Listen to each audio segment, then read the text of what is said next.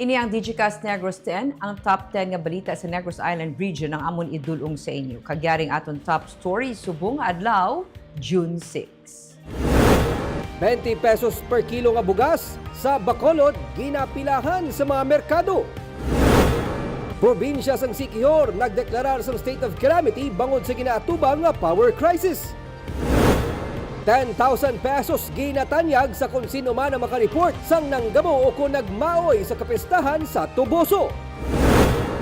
Isa kritikal duha pinason matapos ginbungguan sang counter truck ang pison sa Himamaylan City. Kag sa Good Vibes Weekend, call center agent sang una nangin baker kag subong, isa nagka-vlogger sa tripping ni Ruming. Kag mga kanisnon nga palaro medalist magapasakop sa ASEAN Junior Championship sa bida sang liga. Initiran sa Digicast Negros X.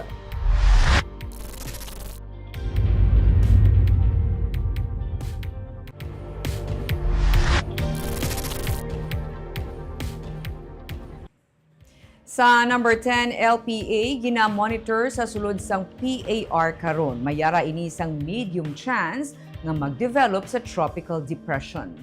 Mayara sang low pressure area karon nga gina-monitor sa sulod sang Philippine Area of Responsibility. Las 3 kay nasang hapon ang LPA sandig sa available data ang yara sa 340 kilometers northeast sang Virac, Catanduanes suno sa Pag-asa. Iniya may medium chance nga mag-develop sa tropical depression sa sulod sang 24 oras.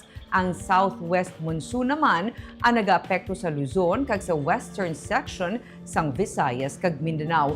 Ang magalumon nga kalangitan upod ang pag-ulan kag pagpanag-uob ang ginatuga sang southwest monsoon. Samtang sini nga hapon ang pagtupa sang ulan sa Bacolod City ang nagtuga sang pagtaas ng tubig sa pila ka mga dalanon kangay sa Lacson Street. Pero ini ang nagtahaw naman makaligad ang pila ka minutos.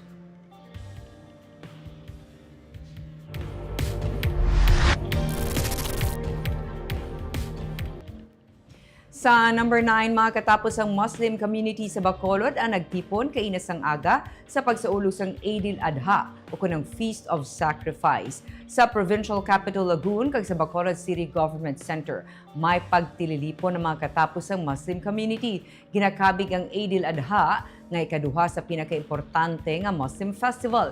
Nagatipon ang Muslim families sa pagkilala kag paghatag sang dungog sa devotion ni Prophet Ibrahim kay Allah upod nga may mga regalo kag selebrasyon. Tanda man ini sang pagtapos sang Hajj pilgrimage sa Makkah, Kingdom of Saudi Arabia, isa sa 5 ka mga pillars sang Islam. Gindeklarar nga holiday subong nga adlaw sa pungsod. Si President Ferdinand Marcos Jr. ang nag-upo sa Filipino Muslim community sa pagdumdum sang isa sa pinakasagrado nga selebrasyon sang Islam. Kabay sunod sa iya nga mangin makahulugan ang pagdumdum sang okasyon.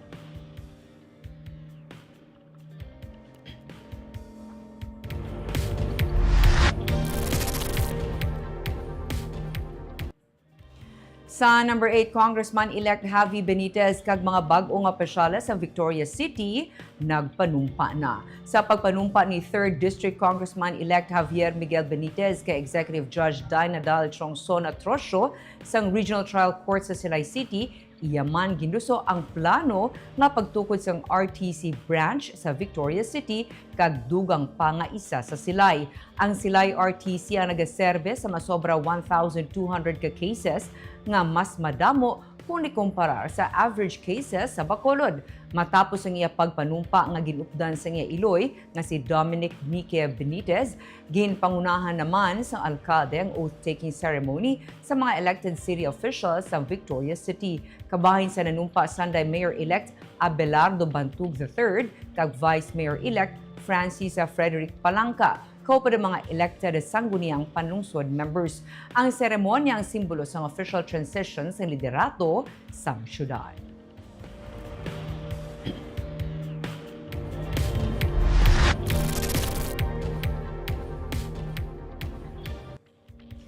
Sa number 7, ginaprubahan na sa Department of Agriculture ang 10 million pesos nga ginhinyo sang Sugar Regulatory Administration para matap na paglaptas ang red-striped soft-scale insects o kun RSSI nga nag-aapekto sa mga tubo. Inisuno kay Agriculture Secretary Francisco Tio Laurel Jr. nga yari sa probinsya sang Huwebes kag nagpatigayon sang inspection sa mga katubuhan nga naigo sang RSSI. Ginsiling ni SRA Administrator Pablo Luis Ascona nga ginsaksihan ni Laurel ang testing sang mobile pesticide spray system sang DANIR sa isa ka farm malapit sa Bacolod Silay Airport nga naigo sang peste. Suno kay Ascona, gamiton sang SRA ang 10 million pesos sa pagbakal sang pesticide bilang quick emergency response labi na sa mga katubuhan sa mga land reform beneficiaries.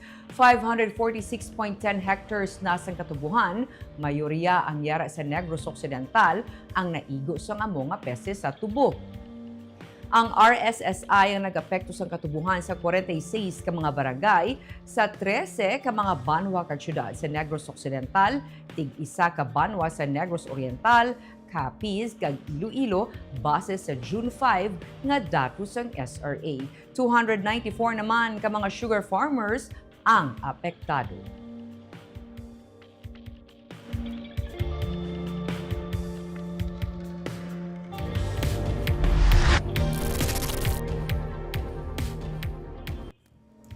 Sa number 6, 10,000 pesos ginatanyag sa kung sino man na makareport sa nga nagagamo o kung nagamaoy sa kapyastahan sa Tuboso. Isa na ka-concerned citizen ang nahatagan sang 10,000 pesos matapos nga nagpositibo ang nangin report sini angot sa lalaki nga nagamaoy sa banwa sang Tuboso sa Negros Occidental.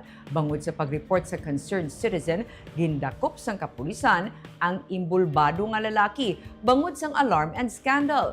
Gikan ang cash reward sa local government unit sang Tuboso. Ginsiling ni Tuboso Councilor Richard Hauhoko, nagatuyo ang cash reward nga makabulig agud matap na ang mga rambol, sumbaganay kag dumugay nga masami nagaluntad kada fiesta o kundalagko nga mga event.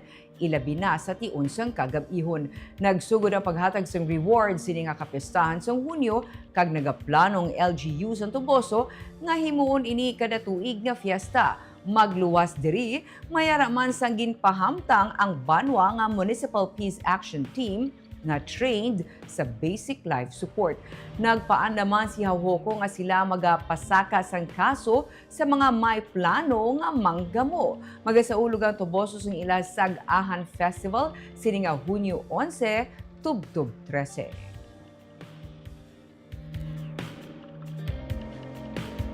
Lately, daw trend na muna sa mga fiesta di sa mga barangay, fiesta sa Purok. So, kung para ma-prevent kay kadako sa event sa fiesta, hindi na sila magpasaway. Kay tuod-tuoron din sila namon niya. Kag hindi lang patulogon sila isa kagabi, matubang din sila, may tubangon silang kaso. Imagine, we spend millions para masadya, tapos ari lang mga pasagulero nga maguba sa aton fiesta.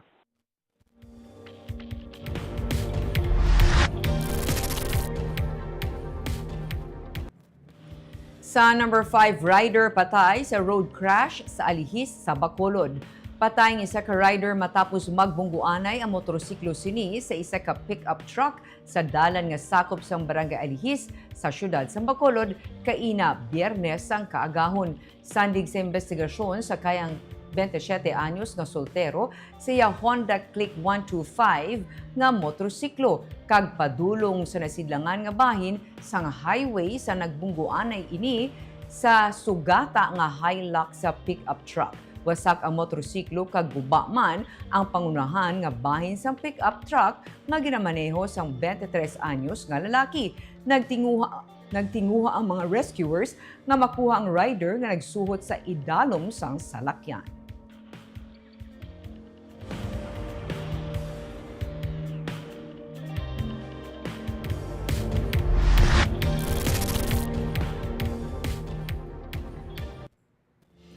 Sa number 4, isa kritikal duha pilason matapos ginbungguan sang canter truck ang pison sa Himamaylan.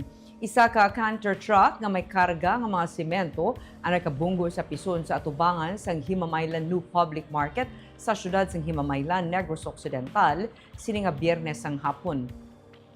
Ginsiling ni Police Lieutenant Colonel Anthony Grande, hepe sang Himamaylan Police Station, duha ka mga biktima ang nakaangkon sang minor injuries, samtang isa naman ang kritikal. Sa inisyal nga impormasyon, ginalegar na tulugan ang driver sang canter truck, rason nga nabungguan sini ang nagapondo nga pison sa ginakayo nga dalan sa bag-o nga merkado sa syudad sang Himamaylan. Bangod sa insidente, temporaryo anay nga ginpaagi ang mga salakyan sa dalan sa kilid sang merkado.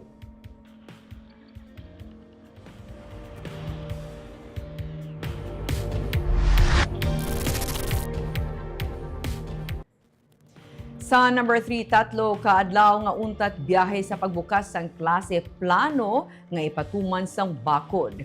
Bisan nag-untat biyahe ang pila ka mga traditional jeepney sang Huwebes, mayara gihapon nga mga modernized jeepney kag bisan traditional jeepney operators nga nagserbe sa mga pasahero. Ginsiling ni Rudy Catedral, ang chairperson sa Bacolod Alliance of Commuters, Operators and Drivers sa Bacolod, nga hindi nila mapilit ang tanan nga katapos ng transport sector nga upda ng panawagan para legal nga makapadayon sa pagbiyahe ang mga traditional jeepney. Pero dungan sa pagbukas ng klase, ginadiho na sang grupo ang plano nga 3-day transport strike para mas mapabaskog ang panawagan sa national government pagi sa mga natungdan nga ahensya nga matagaan sila sang prangkisa o kung ma-extend ang ila sini nga provisional authority. Ginaduso nga samtang ginapatuman sa Department of Transportation ang pag-review sa Public Utility Vehicle Modernization Program, matagaan sila sang kahigayunan para mapadayon pa sa masunod nga 5 ka tuig ang ila pagbiyahe.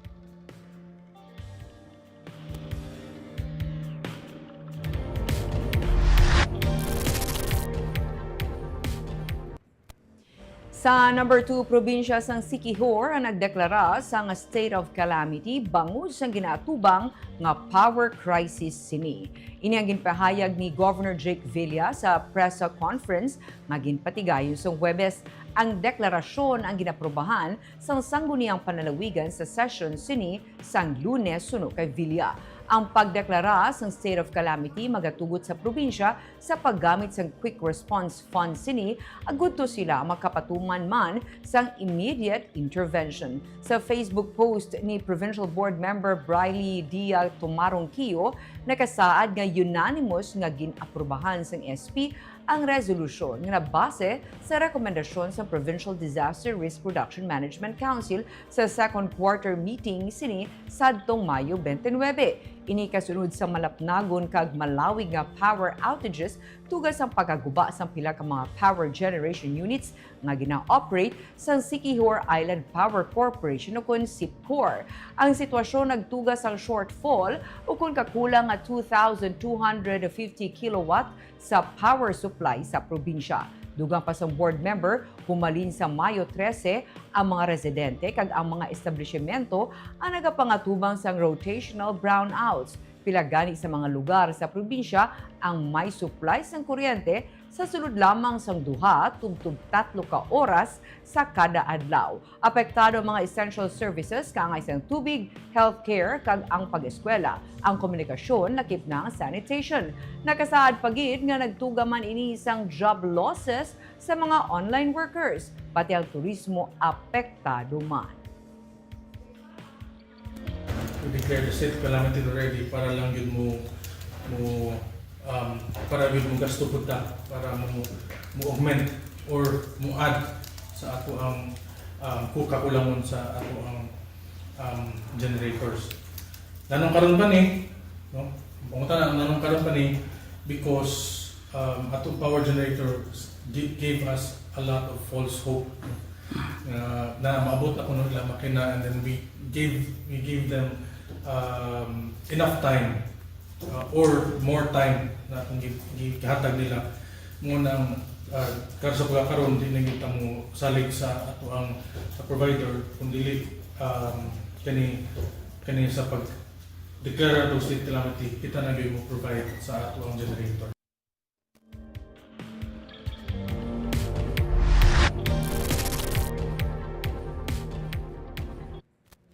Kag sa number 1, linya sa mga bumulakal sang tiga 20 pesos per kilo nga bugas nagdamo sa 3 ka mga dalagko nga merkado. Pagbaligya sa mga bugas sa mga barangay mahimo suguran sa madason nga semana. Yaring report ni Nico Delfin.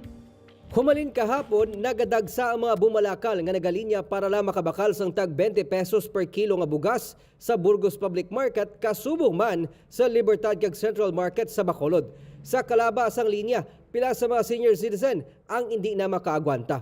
Ang 67 anyos nga si Loretta Harubel ang naglain ng pamatsyag matapos nga makadalawat sang napulo ka kilo sang bugas. Kaya na. Kung paligid ito naglain ng matsyag mo, mga pila ka padason, no? Hindi. Yan mo, pwede mo padala? Padala nga, hindi mo pwede mo nagano. Magpawangan ko na kung Ginsilin ni Mayor Albi Benitez nga magluwas sa mga merkado, magapadala sang supply sang bugas ang Bacolod LGU paagi sa City Cooperative and Livelihood Development Office sa mga barangay sa Bacolod. Ginpahayag ni CCLDO Head Brenda Bordeos nga plano nila nga suguran ng rollout sang bugas sa madason nga simana. Magatala na sila sang tag 70 kasako sa igabaligya nga bugas sa mga main barangays, kag 50 naman ka mga sako sang bugas para sa mga numbered barangays. isipa wala mag 55 bugas, 60, pilagid ang mabakuan. 300 na masave mo. Oo. Awat pa'y bakal mga sugod balay mo. Sino po ba sa inyo? Hindi magdubo sa 400 kasako sang bugas. Halin sa National Food Authority, ang ginadeliver sang Food Terminal Incorporated kada adlaw sa Bacolod City Government Center. Ang mga bugas ang ginaripak agud madasig nga mabaligya sa katapos ang indigent families, senior citizen, person with disability kag katapos ang vulnerable sector nga amulang ang prioridad sang rice program sang Marcos administration. Ginpasalig ni Agriculture Secretary Francisco Cho Laurel Jr. nga magalawig sa 2028 ang programa kag sarang mapalabot sa Bacolod LGU ang pagbaligya sang supply sang bugas sa iban pa nga sektor. Nico Delfin para sa Digicast Negros.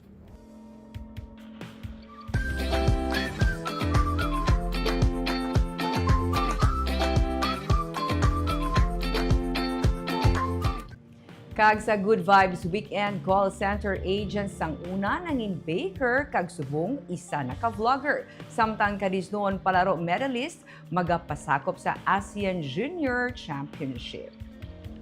Siyang isa ka anay call center agent nangin baker kag karon kilala na nga content creator kag nagpatigayon sang pinakauna nga cake picnic sa Bacolod nga gintambungan sang 300 ka mga home bakers.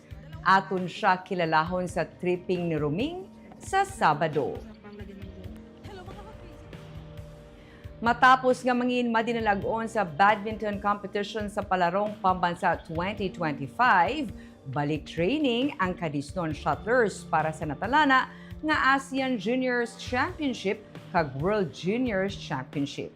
Aton kilalahon ng gold kag silver medalist nga nagtiglawas man sa Western Visayas sa national competition sa episode sang Bida sang Liga sa Sunday.